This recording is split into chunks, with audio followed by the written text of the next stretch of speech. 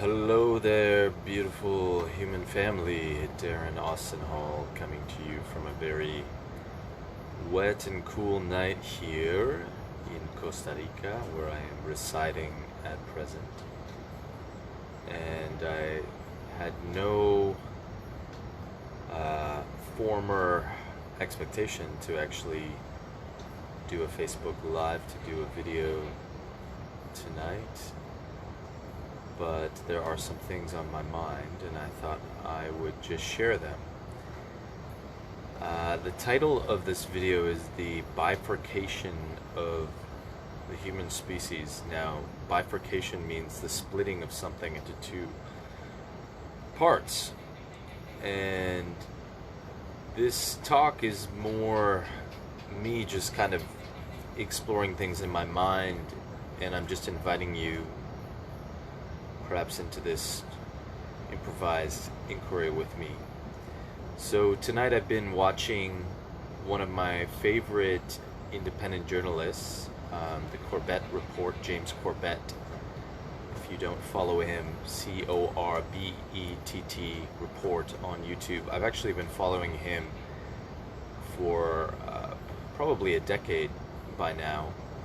After I came out of media studies at university, I went through so many different sources for alternative journalism, and James Corbett has just been one of those people who I've stayed with for a very long time. And he's just recently finished a trilogy on Bill Gates, and I'm almost finished watching the third installment. And it's quite fascinating.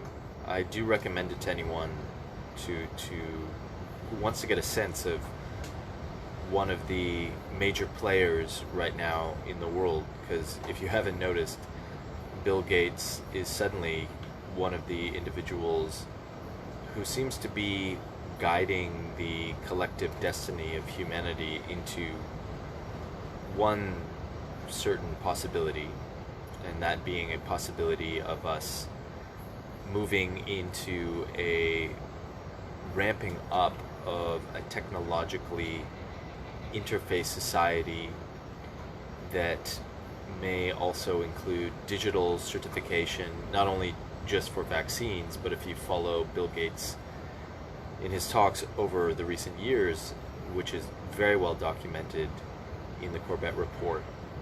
This is not conspiracy theory. He cites and shows many videos where out of Bill Gates' mouth he discusses how digital certification is important moving forward, just because we need to track people and for people to do business. And he makes the case, as many other wealthy elites who are connected to him, that, you know, under the auspice of helping out third world countries where they say ID is very important, you know, to get jobs, to vote and such, that we need to usher in a kind of scenario where the entire global population, in fact, is some kind of is in some way digitally ID'd.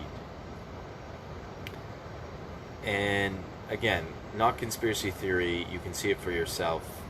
Bill Gates has been funding a biotech project at MIT with his foundation with his wife. I think they've given like 20 million or billion, I don't know, amount of money these days that gets thrown around in these things. But either way, they've developed a quantum kind of tattoo that the scientists actually say is like a barcode. Interesting choice of words. Where using microneedles, they can give you this little like square substance that you press onto your skin, and it's microneedles that actually not only deliver a vaccine into your body, but deliver a kind of infrared dye that, using even just certain light from a smartphone, can illuminate data. And this is something that Gates has been developing for years, along with a bunch of other elites, and now obviously with his huge influence, probably one of the most influential players in the World Health Organization, this seems to be a growing global possibility.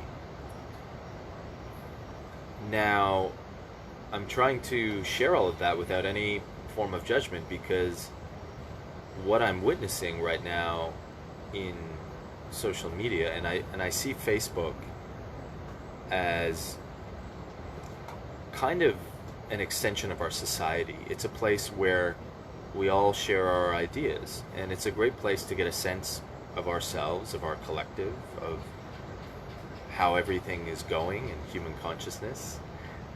And if you haven't noticed, since COVID's happened, understandably, there's been tremendous chaos, and especially a very clear quality of division and increasing bifurcation, and into basically two general sides. And as I said at the beginning of this video, this is kind of an improvised inquiry, so these generalizations are just me sort of hashing out a theory as an invitation to contemplate. I generally don't like to generalize too much. I find it dehumanizing, but theoretically it can be useful just to hash out cognitive ideas.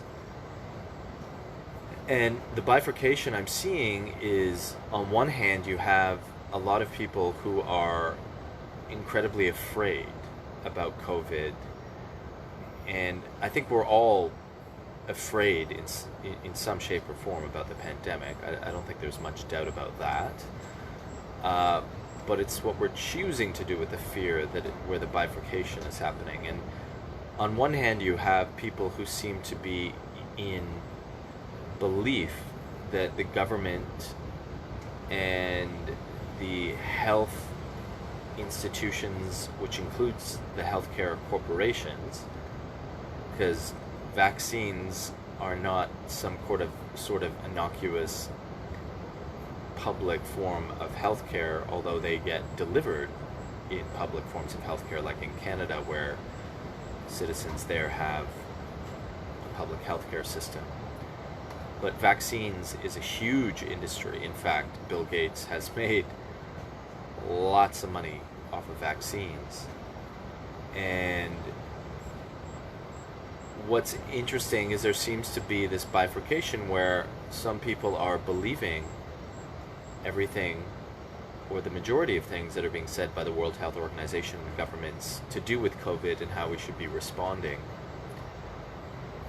And on the other hand, you have another, I would say, large part of the population that is very suspicious of the government and of this whole set of entities, I'll call it, the constellation of healthcare institutions and corporations, and very suspicious of the policies being enforced.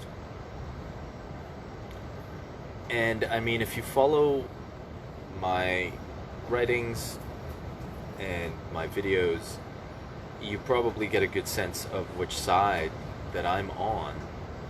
But this video, I really feel the need to try and transcend sides, because through the power of empathy and just common sense, I can see the needs, to borrow a technique of nonviolent communication, where if you ever have a division or conflict, the idea is the first thing you want to do is illuminate the needs of both sides, like get down to the core needs that are trying to be expressed.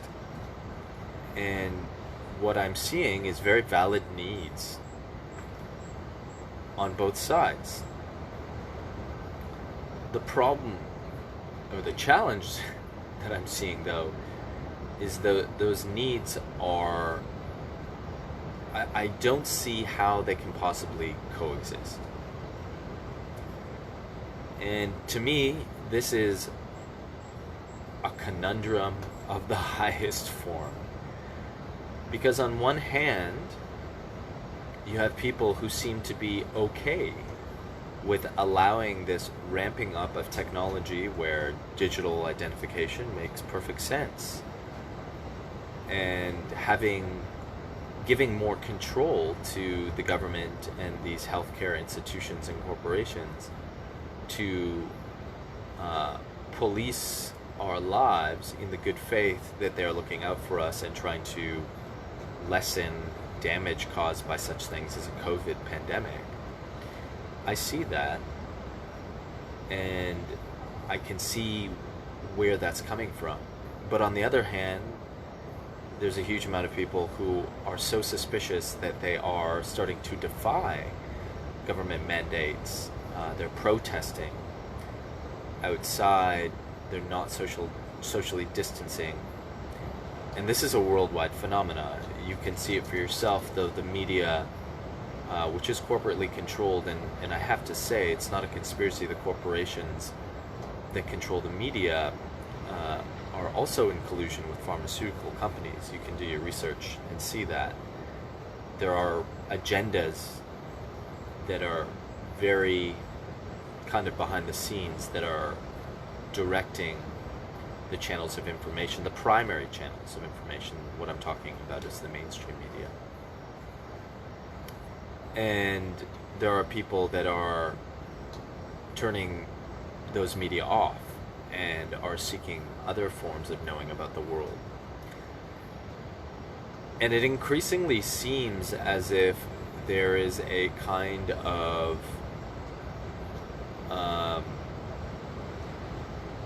a clash that is happening. And it kind of feels like when I log on to Facebook some days that I'm witnessing civil war. And I don't want to speak in hyperbole, but truly there seems to be a disintegration of well-meaning dialogue and an increase of ire and enmity and an illumination of both of these sides. This bifurcation seems increasingly clear. And my sense of things is that this is just part of the intensity of our times. Meaning that I think each and every one of us has to kind of choose, which side we're on at this moment in time, at least. My hope, my gosh, my hope, because this clash is so, to me, it's not a nice thing to see, and I would hate to see things increasing in enmity. But my hope would be that at some point we can have some common ground formed where perhaps both of those perspectives can meet in a new transcendent holon, to borrow from the brilliant philosophies of Ken Wilber, meaning a transcendental point that can then contain this duality and sort of merge it together in a higher truth of consciousness that is as yet unknown to us. And I would hope that that is where we're going, because if you know me, I tend to be more about unity, but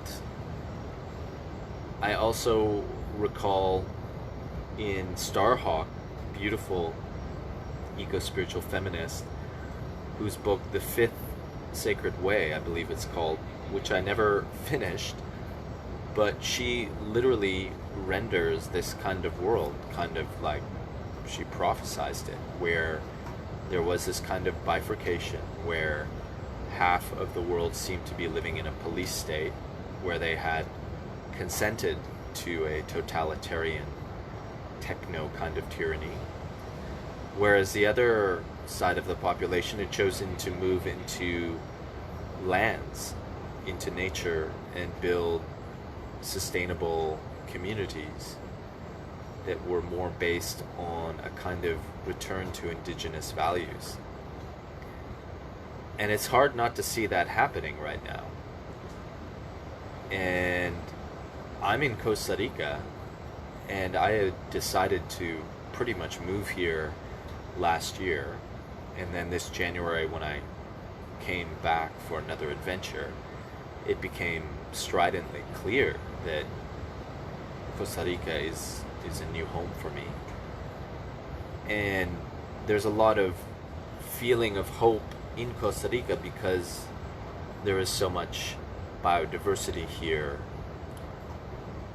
and nature, and there are a lot of people who have already become renegades from the modern civilization that we live in and have chosen to live and develop communities like healing biotopes, where people are living together in radically novel ways, also not so novel based on ancient wisdoms as well. And that's definitely where I align with and what I've chosen to move forward in my life. And sometimes it's a difficult decision because I don't know when I'll be able to go back to Canada given everything that's going on in the world.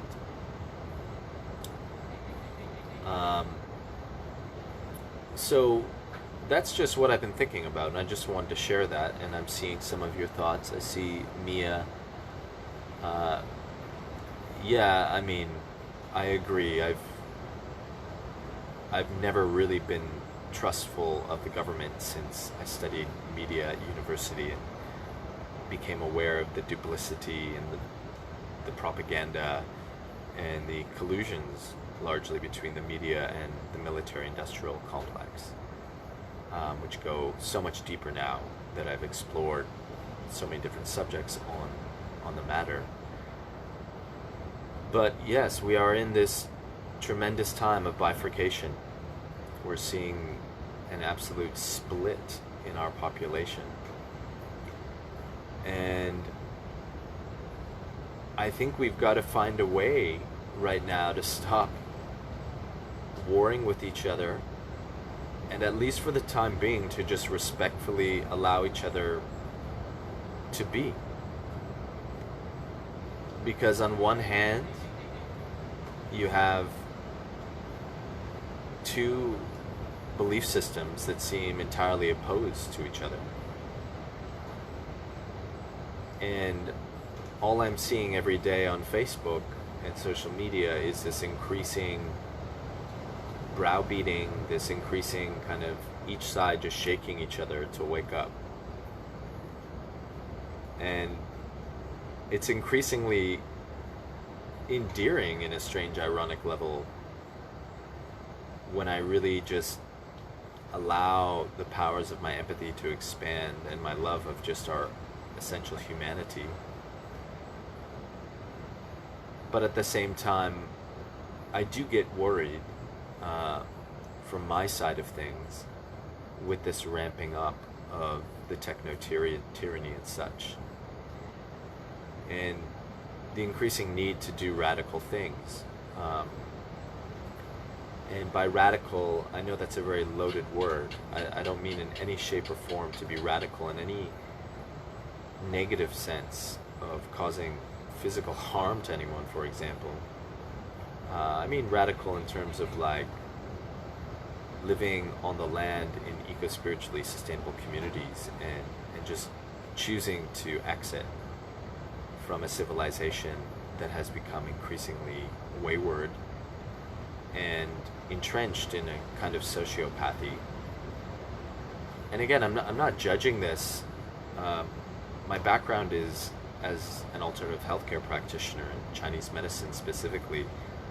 I'm more or less just diagnosing that I'm seeing in our leadership this increasing ramping up of relying on technology to control our lives, and a shirking of nature and natural medicine that has gone back for thousands and thousands of years.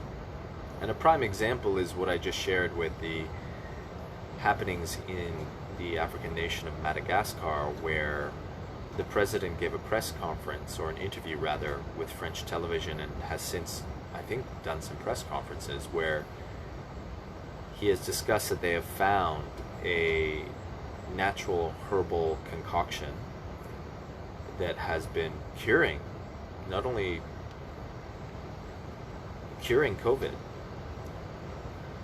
and how they've been getting enormous pressure from the World Health Organization to rather use drugs and even vaccinate, or eventually vaccinate.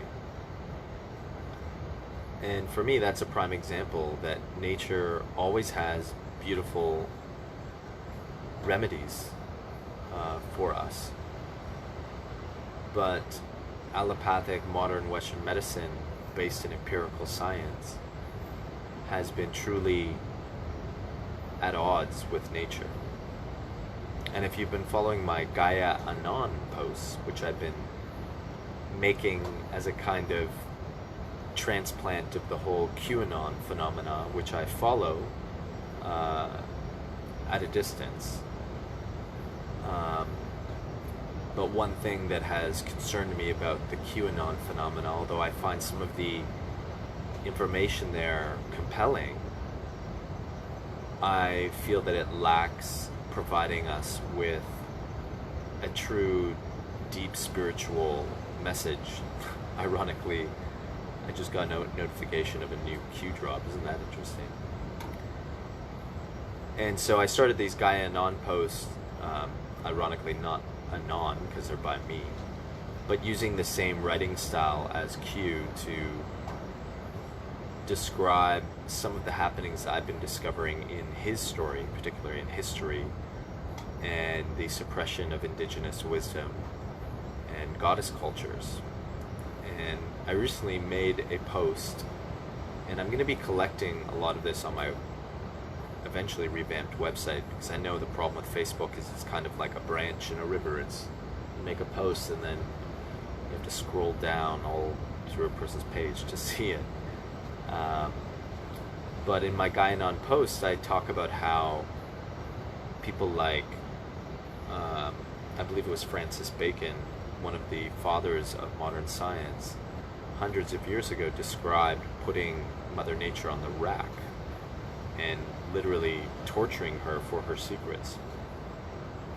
And this was kind of the sickness and antipathy that patriarchy was infected with that got directly transferred into modern science.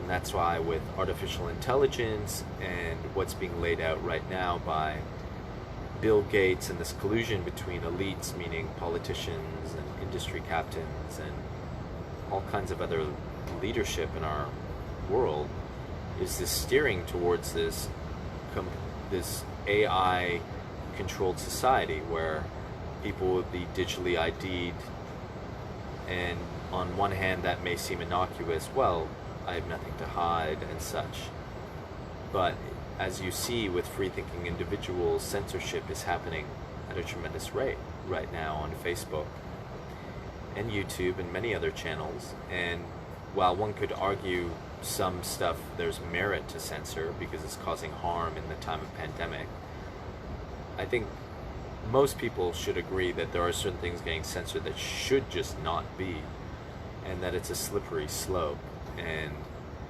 that it's at odds with a free-thinking democracy.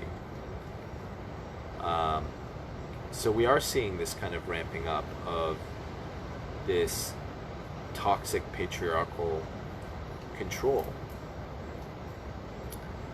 And if you've noticed some of the images and videos coming out of Chinese classrooms right now, they have literally, in these classrooms, children have headbands on that measure their brainwave states so that teachers can know their brainwave states and the homeostatic information of their bodies when they're feverish and such, and can tell when they're not paying attention, for example. And of course, when I saw the amount of control that's being enabled in that kind of context, I of course thought, because I'm an artist at essence, the amount of times I daydreamed as a child through the doldrums of math class, composing songs in my head, and how if I had a headband on that was measuring my brainwave state, how that beautiful feminine side of my being would suddenly be seen as in defiance of this domineering masculine, patriarchal, logical need for attention span to always be pointed towards this authoritarian figure called the teacher. I'm just kind of mumbling in my brain at this point, rendering some ideas, but I think this is all relevant. How much control is enough to justify what we're seeing with COVID? How much control is too much control?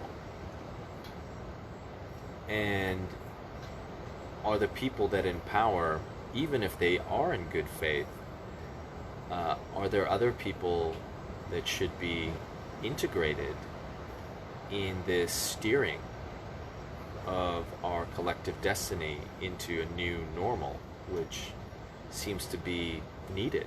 And I don't disagree with that. I do believe we need a new order at this point, a new world order. Ooh, NWO.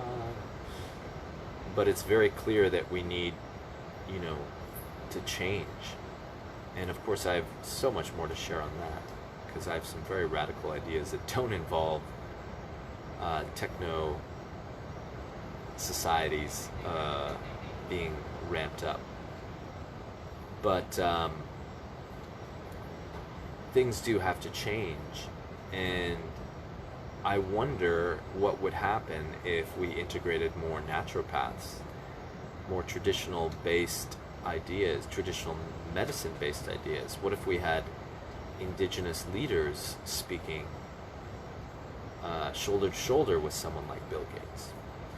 What if we had poets speaking on the news instead of advertisements? What if we had poets reading poems? These are things that have been talked about for a long time. But we're in a real sea change moment, and those are the things that I want to see, and I don't think I'm alone in that. So I think I'll cut the video, or I'll end the video here. As I said at the beginning, I just wanted to just get some things off my heart and what I've been seeing in this bifurcation. But I'll close with saying perhaps a message of hope, not necessarily the loveliest kind of hope. Because at the end of the day, although I do believe that this bifurcation that's happening, this splitting of two sides, is seemingly inevitable, I do believe that the one side that holds both those sides is Earth. And Mother Earth is still being neglected from this equation for the most part. And COVID, whether it is a bioweapon that was hatched in a Chinese lab in cahoots with shadow government in America, who knows? Or if it was just a response from Mother Earth herself, or perhaps both. There will be more Earth changes. This is also inevitable because we have pushed the ecology of the planet into a state of imbalance. And the common ground will increasingly be crisis. The common ground will increasingly be the collective suffering that we will be forced to face as we reckon with the karma of breaking law after law after law of her ecology. So my hope is that at a certain point, all of humanity might just get that we're all children of the earth. And that if we would actually just follow her ways, figure out how to harmonize as a species and adapt to her ecology, that we might be able to create a beautiful new world civilization.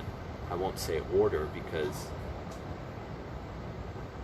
if it is true that Mother Earth herself created humanity, which I believe, a human being is both the masculine and the feminine, and one could delineate that order is a masculine principle, and the feminine beautifully and wonderfully defies order, then it wouldn't be a new world order, would it?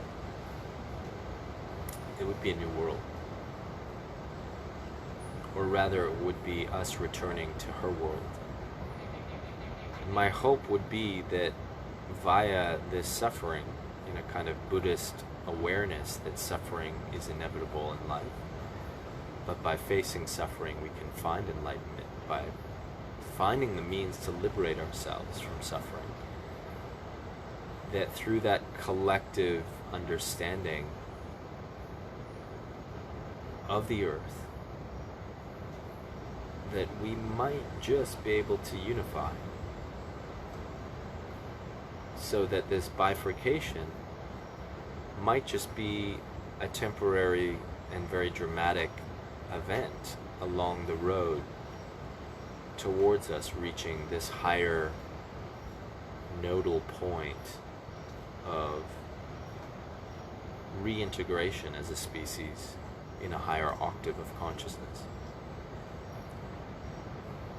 Oh, Goddess, I hope so. Because I don't like bifurcation too much. I don't like fighting and having conversations with people that just degenerate into ill will, of which I've been victim of and also perpetrator, because hey, we're all human and this pandemic is shaking us all. Don't lose heart. Remember, we are all Gaian, as I like to say. We're all children of the earth. We all came from Goddess, I believe, at least. We all came from somewhere. Some unified place, some similar source. We're all human. I hope we can remember that. Honor that and look beyond our differences and really embrace that common essence. This is Darren Austin Hall coming to you from Costa Rica, sending you glory, love, this beautiful night. And stay tuned this week. The new moon is happening these coming days, and I'll be releasing the new single from my upcoming album, Honor All Creation. Will be the title track. It's one of the most amazing pieces of music I've ever made, and I'm just so excited to share that with you. And on the new moon, I'll also share details on when this beautiful album will be released, and a bit more about this album, which is really something I've been dreaming of for a while of creating, and some of the most magical music of my life I'm getting to make right now here in Costa Rica. I truly love you all, wish you the best, and hope you're finding meaning or new meaning during this sacred pause. May you be safe, and may you find happiness in the beautiful citadel of your own heart.